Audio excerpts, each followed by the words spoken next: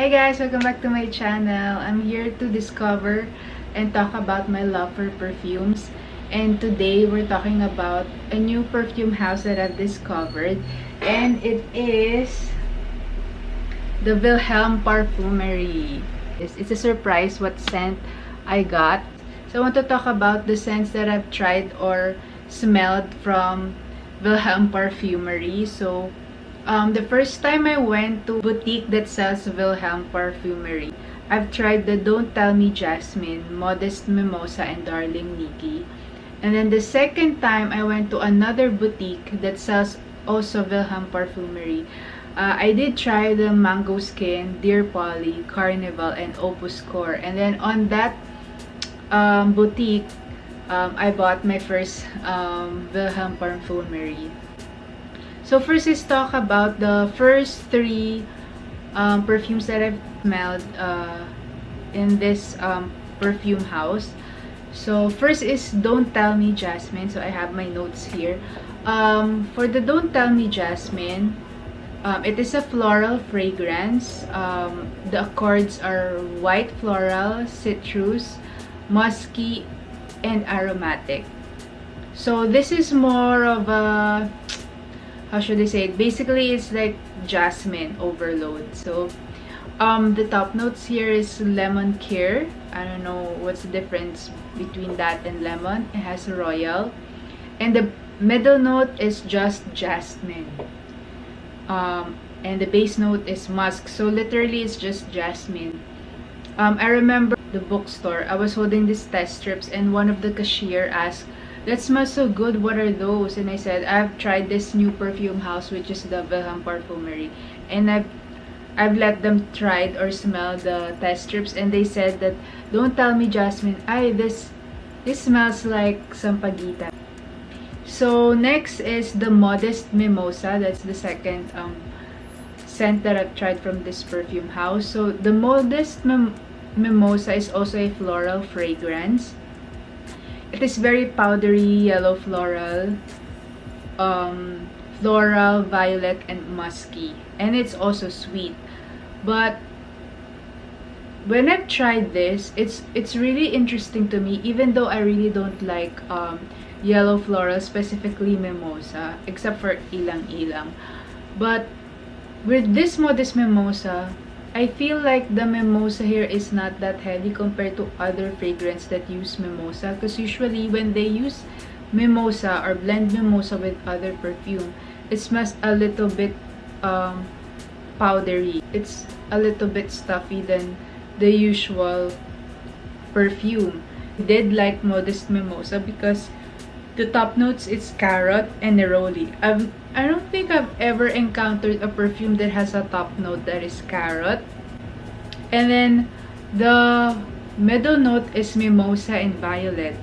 When it comes to violet, I really love when violet is used as a either top note or middle note and blended with other florals or fruits. But this one, they blended violet and mimosa in the middle note. And I feel like the violet overpowered the mimosa. That's why I really love this one. It's a little bit more fresh. And then the base note is musk and leather. Although it is leather, I didn't smell the leather until it dries down.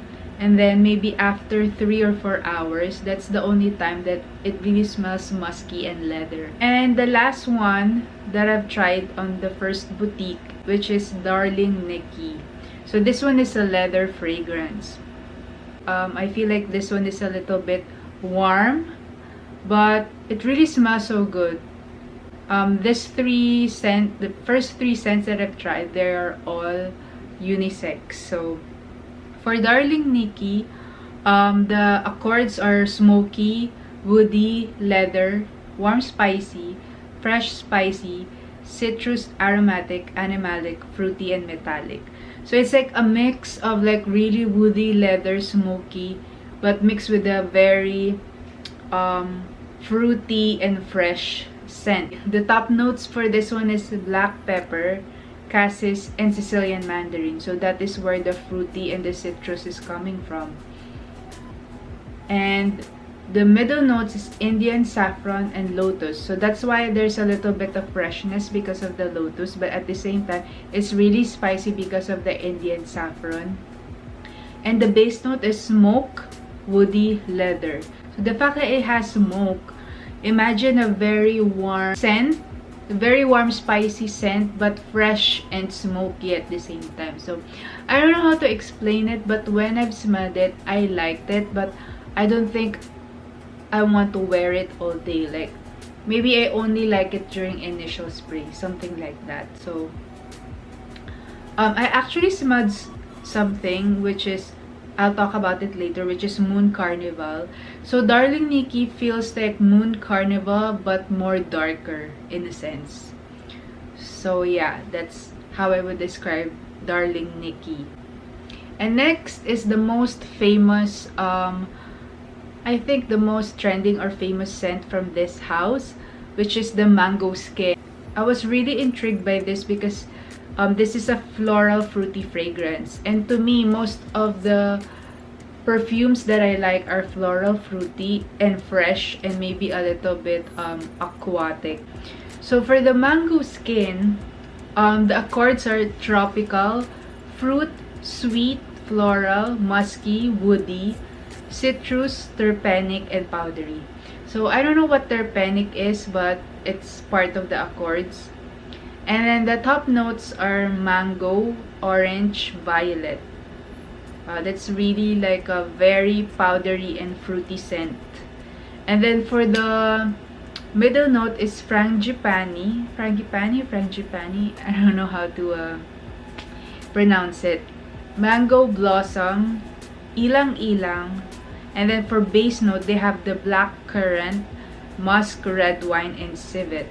Although I really love blackcurrant as a top note, this being as part of the base note makes this scent more fresher as it dries down, but it's really musky. I didn't pick Mango Skin because to me it feels a little bit too sweet and it dries down super musky.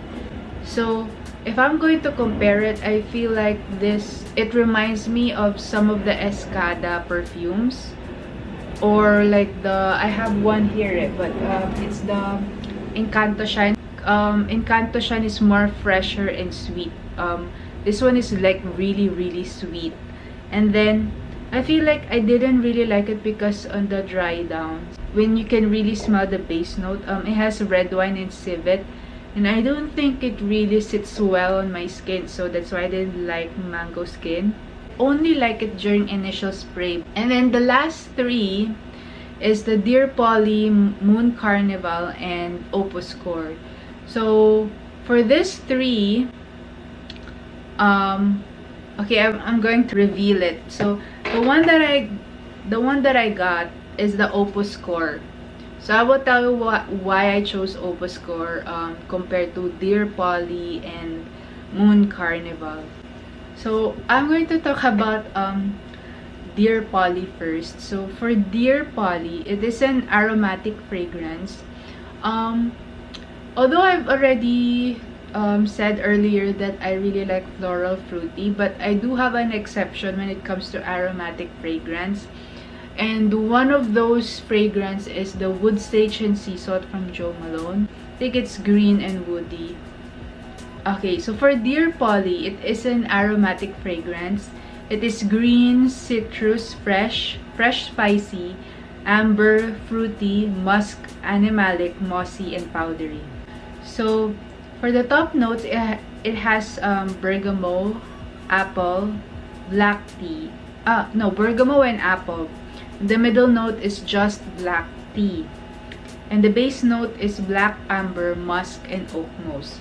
So upon initial spray, it's really a burst of like citrus. And then like maybe after a minute, you would really smell the black tea. Like it really smells like black tea. And to me, I like that smell. But after it sits, but after it dries down, like maybe if you wait for another 5 minutes, the scent becomes sweeter. It really becomes sweeter. The only reason why I didn't pick this one, because it has a mossy accord and it has an oak moss base note. After it dries down, there is this scent that really annoys me sometimes, and it smells like a raw fish to me at some point. I don't know if it was my I know skin scent during that day, or but there are days when I use my Elizabeth Arden Cherry Blossom where when it dries down and I really put my nose on my skin, it smells like raw fish sometimes. So but we all know what moss or like mossy type scent smells like, right? So I really don't like that part, although it's not that prominent in Dear Polly, but I feel like it already clouded my judgment on like why I didn't want to pick this one as my first perfume from this house. So next we have the Moon Carnival. For Moon Carnival, it is an amber vanilla fragrance. It is white floral. I mean, the accords are white floral, tuberose, floral, sweet, vanilla, animalic, powdery, lactonic, tropical, and green. So as you can see, it's like really like a combination of florals and sweetness, right? The top notes are pink freesia, passion fruit, bergamot, and then for middle notes, it's tuberose, gardenia, and orchid. As for the base notes, it is vanilla, marshmallow, and tonka bean. So imagine those base notes. It's like really sweet, very creamy. So when I smell Moon Carnival for the first time, it really smells so good. It's a very interesting scent because I'm not really into vanilla. I mean, if I have a creamier perfume, it's probably a body mist from Bath and Body Works. So for this one, it's really interesting to me because it has tuberose as well. So it makes it a little bit greener and sweeter at the same time. Like it's very whimsical. That's how it feels like when I smell this. So this really interests me a lot. And then the last, which is the one that I got, which is the Opus Kore. So before I talk about Opus Kore, let's unbox this one. I got the 20 ml, so you just have to slide this box. I really love their packaging, you know, like it really stands out because the color is yellow, and not a lot of perfume out there has a bold color for their packaging. Ooh. And then you would see the perfume there, and they have their logo on top of the cover.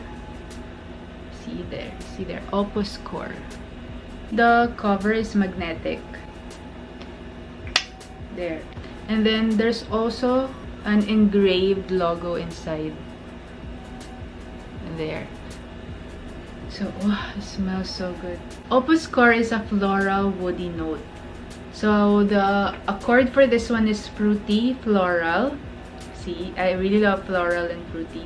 Citrus, musky, ozonic, aquatic. See, all of the accords that I've just said are all the accords that I love in a perfume. Also has rose, green, powdery, and tropical. So see, it has rose, green, powdery, and tropical at the bottom of the list. So imagine just how it smells. It really smells fresh and clean. The notes for this one, the top note is, I don't know if you call it acai berry or acai berry. And then it has Sicilian lemon as the top note. For the middle notes, it has raspberry blossom, magnolia, and violet leaves. I don't know much of the perfume out there that uses raspberry blossom, but I feel like this is the one that makes it a little bit more floral, or in a rosy kind of way. And then you have here magnolia. So the raspberry blossom and magnolia are the floral notes in this perfume. And then you have the violet leaves. From what I know, the violet flower makes the perfume fresh and really powdery. But this one, violet leaves, is a more, I feel like it's more ozonic and aquatic. Like because when I read what violet leaves are. They're more like cucumber, so it really makes it aquatic and ozonic. And then for the base note, it is musk, amber, and sandalwood. So that's why it's a floral, woody note. Initial spray, the first one I smell sweet citrus scent. That's what it smells like. And then it's a little bit more like fresh and aquatic in the middle notes, like a floral aquatic scent. So this one is a really clean scent. In a way, it's like, it reminds me of, I have it here. It reminds me of the Chanel Chance Automne, but this one is fresher and this one is a little fruitier. So it also reminds me of this one, Mojave Ghost from Byredo. So if you marry these two, so if you combine the Mojave Ghost, which is the woodiness and the freshness of the Mojave Ghost, and you combine it with the floral fruity of the Chanel Chance Automne, you will get the Opus Kore. That's what it feels like to me. What I love about this brand, the longevity for this perfume house is really good. Imagine if you can wear your Jo Malone but it lasts all day with that very light scent. Because some light scent doesn't last all day, but this one, even though it's light and fresh, it sits on my skin for 8 hours. Maybe it's not as strong as the initial spray, but it sits on my skin for like 8 hours. Like, imagine the whole day. Longevity wise, this one is really good, although this one is pricey.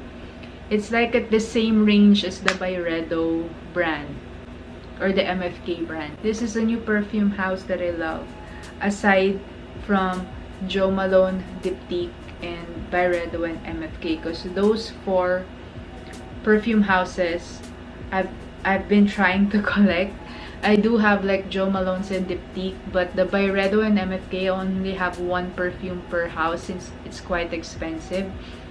Discovering Opus Kore, I'm really happy about this. Like, if you're gonna ask me, I wish I do have 100 ml of this. Like Opus Kore, when you live in a tropical country, this could be a signature scent. I would love to like wear this every day. Thank you guys. Thank you for watching. Bye.